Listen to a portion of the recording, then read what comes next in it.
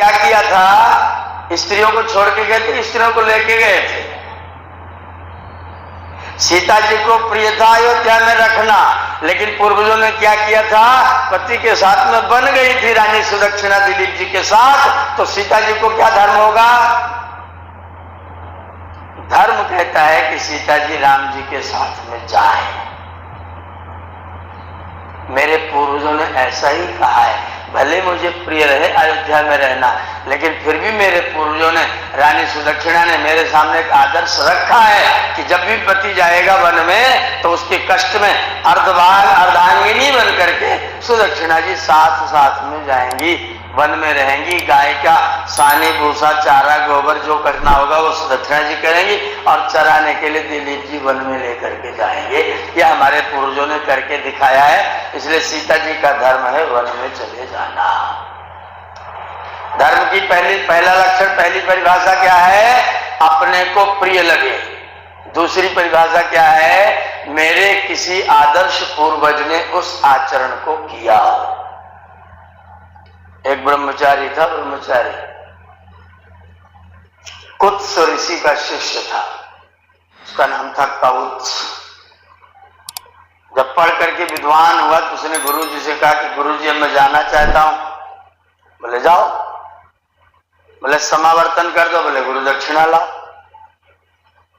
जाना चाहते हो तो जाओ, और अगर समावर्तन चाहते हो तो फिर गुरु दक्षिणा लाओ। कौत्स बोले गुरु दक्षिणा क्या होगी? बोले गुरु दक्षिणा पूछी नहीं जाती है। बोले आप अगर पहले, हमसे लोग पूछते हिंट कर दीजिए तो अच्छा रहेगा। तो कौत्स ने भी कहा हिंट कर दी। बड़ा हिंट मांगता, 14 करोड़ स्वर्ण मुद्राएं लेकर के आ गुरु दक्षिणा। कितनी लाएगा? हिंट चाहिए दक्षिणा देने को। कितना देगा? कितना देगा? ब्रह्मचारी था, कहां से लाएगा? कौत्स से कहा 14 करोड़ स्वर्ण मुद्रा लेकर के आओ। कौत्स चले गए। किसके पास जाना चाहिए? राजा के पास। महाराज मेरे गुरुजी ने ऐसे ऐसी गुरु दक्षिणा मांगी है, कहां जाऊं? बोले आप स्नातक हैं? जो द्वारपाल था उसका संरक्षक था, स्टोर कीपर था, उसे बोले जाओ ब्रह्मचारी जी को खजाना खोल दो, तुम वहां से चले आना, वहां बैठे मत रहना, ये जितनी चाहे उठा लेंगे। क्या कहा? जितनी चाहे। अच्छा आप अपनी छाती पर हाथ रख के सोचो, अगर ऐसा कोई कह दे तो कितनी लाएंगे? कहेंगे 14 करोड़ तो गुरुजी ले ही लेंगे, 1 करोड़ अपने पास भी तो रहना ही चाहिए ना। 14 करोड़ तो गुरुजी ले ही लेंगे, तो मेरे पास क्या बचेगा? 1 करोड़ अपना खजाना तो ही खुला, राजा कौन गिनती करने आया है? पर कौत्स ने कहा नहीं, अपने कर्मचारी भेजिए, मैं वहां बैठूंगा, मुझे 14 करोड़ स्वर्ण मुद्राएं गिन करके दे देंगे, एक भी ज्यादा नहीं चाहिए, एक भी कम नहीं चाहिए। अरे महाराज 10-20 ले जाओ, कोई बात नहीं, तुम तो स्नातक को खर्च करना। बोले तो फिर मैं जा रहा हूं, तुम मेरे लोभ को बढ़ा रहे हो, मुझे पतित करना चाहते हो, तुम अच्छे राजा नहीं हो, तुम मेरे लोभ को सिद्ध करना चाहते हो, तुम अच्छे राजा नहीं हो। अच्छा ठीक है, तो फिर आप नाराज ना होइए, कर्मचारी ले जाइए, गिनवा के ले जाइए। कितनी स्वर्ण मुद्रा ले गए? तो मेरे पूर्वजों ने क्या किया है, आपके मन में बड़े आनंद की बात, आप अपनी पीठ ठोक सकते हैं, गर्व कर सकते हैं। पूरे संसार में ऐसा उदाहरण आपको प्राप्त नहीं होगा जो उदाहरण आपको भारतवर्ष के इतिहास में लोगों का मिल जाएगा, और किसी भी क्षेत्र में मिल जाए, कि जो भी आपके मन, यदि तत्ते काचित विचिकित्सा स्यात्, इसे लिखा उपनिषद में, अगर तुम्हारे अंदर कोई विचिकित्सा, कोई संशय पैदा हो, तो जो तुम्हारे देश के तुम्हारे पूर्वज हैं, वो राजा हैं तो क्षत्रिय हैं तो वीर हैं तो दानी हैं, तो कोई भी क्षेत्र लोगे तो वहां तुमको कोई न कोई आदर्श उदाहरण अवश्य खड़ा मिल जाएगा, और जाके उस उदाहरण से तुम अपने जीवन के लिए प्रेरणाएं प्राप्त कर लेना, और अपने लिए धर्म का निश्चय कर लेना। अपने लिए धर्म का निश्चय पूर्वजों की प्रेरणाओं से कर लेना। तो दूसरा लक्षण क्या हुआ? पूर्वजों का आचरण। एक सज्जन को ये उपदेश दिया गया कि अपने को प्रिय लगे, तो बोले जुआ खेलना मुझको प्रिय लगता है और मेरे पूर्वज युधिष्ठिर ने खूब खेला है और वो धर्मराज है, तो धर्म तो है। अगर इन दोनों लक्षणों को लागू करें कि अपने को प्रिय लगे और पूर्वज ने किया हो, तो जुआ खेलना धर्म हो सकता है कि नहीं? क्योंकि मुझे अच्छा लगता है और युधिष्ठिर ने खेला है और जुआ खेलने के बाद भी उसकी संज्ञा क्या है? धर्मराज। तो ये तो धर्म है, तो मैं भी खेलूंगा। अब आपके सामने प्रश्न खड़ा हो जाएगा, इसका मतलब धर्म को परिपक्व करने के लिए एक कोई चीज और लानी पड़ेगी। तो ऋषि ने कहा हमने पहले ही सोच रखा था तुम ये प्रश्न जरूर करोगे, तुम प्रश्न अवश्य करोगे, इसलिए हमने पहले ही सोच लिया था। एक और चीज है स्मृति ही। तुम्हारे शास्त्रों में वैसा लिखा हुआ भी होना चाहिए। शास्त्र में लिखा है जुआ खेलना चाहिए कि मना लिखा है? धर्मराज ने खेला था जरूर, लेकिन जुआ खेलने का आप चाहो तो मैं पता बता रहा हूं, ढूंढ लेना। ऋग्वेद 10वां मंडल 34वां सूक्त 15वां मंत्र अक्षयर्मादिव्या 10:34-15 अक्षयर्मादिव्या, है मेरे पुत्रो जुए न खेलो। बोले तो क्या करो? कृषि मित कृषस्व, खेती करो। क्या करो? जुआ मत खेलो, खेती करो। एक सज्जन बोले जुआ से धन बढ़ता है, खेती में तो आदमी सारी जिंदगी कंगाल ही रहता है। मैंने कहा जुआ से धन बढ़ता है, यह वाक्य सत्य है? जी, यह वाक्य सत्य है। अगर सत्य हो तो प्रयोग करके देख लेते हैं। 100 रुपए 10 आदमी सुबह ले लो, 100 रुपए 10 आदमी सुबह ले लो और शाम को 1100 मुझे वापस कर देना, खेल के पैदा कर लेना।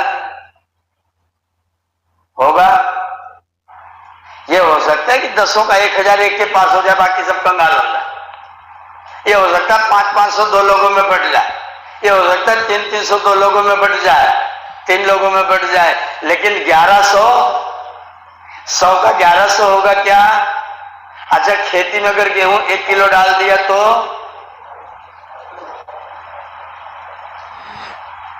1 किलो डाल दिया अगर सरसों का दाना ना, दाने से सरसों का पौधा अगर पूरी तरह से हो जाए तो 1000 सरसों के दाने पैदा करता है।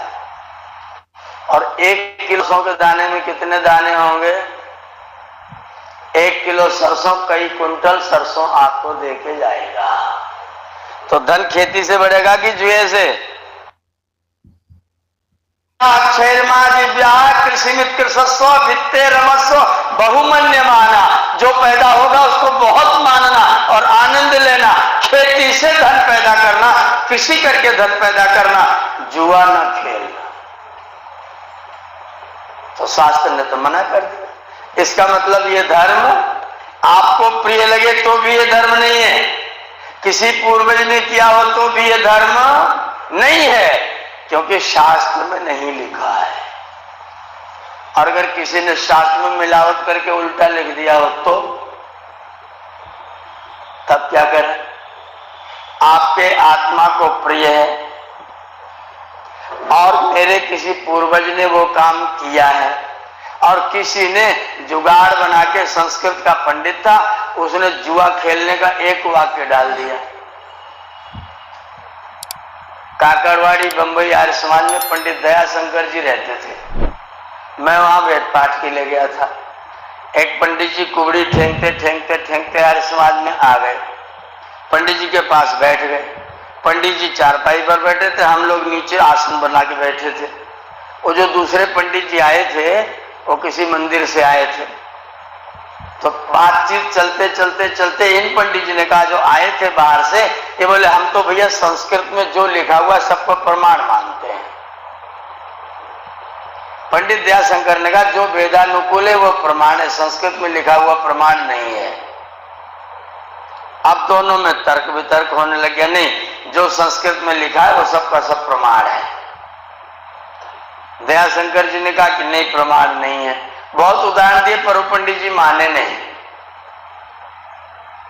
1-2 घंटा हो गया, बोले अब हम घर जाएंगे। बोले नहीं, अभी घर नहीं जाना है, और बैठिए, आपसे बातचीत करनी है। प्रसाद मंगवा के खिला दे। बोले बैठिए, बातचीत करनी है। एक घंटा और बीता, लगभग 3 बज गया। तो बोले कि थोड़ा 1 नंबर होके आता हूं। बोले लघु शंका न कर्तव्य सायं प्रातः जनार्दन, संस्कृत में वाक्य लिखा हुआ है, ये प्रमाणित तुम्हारी लघु शंका नहीं होगी। पंडित जी बोले ऐसा कैसे होगा? बोले आपने अभी प्रतिज्ञा किया, जो संस्कृत में लिखा है सब प्रमाण है। अब मैंने संस्कृत में वाक्य बोल दिया, अब खबरदार जो आप लघु शंका करने गए थे। पंडित जी बोले कब कर सकते? बोले तब कर सकते जब ये कहो कि हर वाक्य संस्कृत में लिखा हुआ प्रमाण नहीं है। जब तक नहीं कहोगे तब तक जाने नहीं दूंगा। पंडित जी बोले यार धोती खराब हो जाए। बोले हम कुछ नहीं जानते, संस्कृत का वाक्य प्रमाण है, खबरदार आप यहां से उठ के नहीं जाओ। या तो लिखित में दो कि संस्कृत का वाक्य हर वाक्य प्रमाण नहीं है। आर्य समाज के रजिस्टर पर जब उनसे लिखवा लिया संस्कृत में ही कि भैया जो यद्यत संस्कृते लिखते तत्सर्वम प्रमाण योग्यम न भवति, यत् प्रामाण्यम भवति तदेव प्रमाण योग्यम भवति। जो प्रामाणिक होता है वही प्रमाण के लायक होता है। हर वाक्य आप जा सकते हो, चले जाओ, तुमने स्वीकार कर लिया। तो हर वाक्य संस्कृत का प्रमाण नहीं होता है, इसलिए फिर आपके पास स्मृति में मिलावट हो सकती है। मनुष्यों के लिखे गए ग्रंथ हैं, उसमें कोई व्यक्ति 4 लाइन मिला लिख सकता है। आप उसको अगर प्रमाण मानेंगे तो फिर आपको धोखा।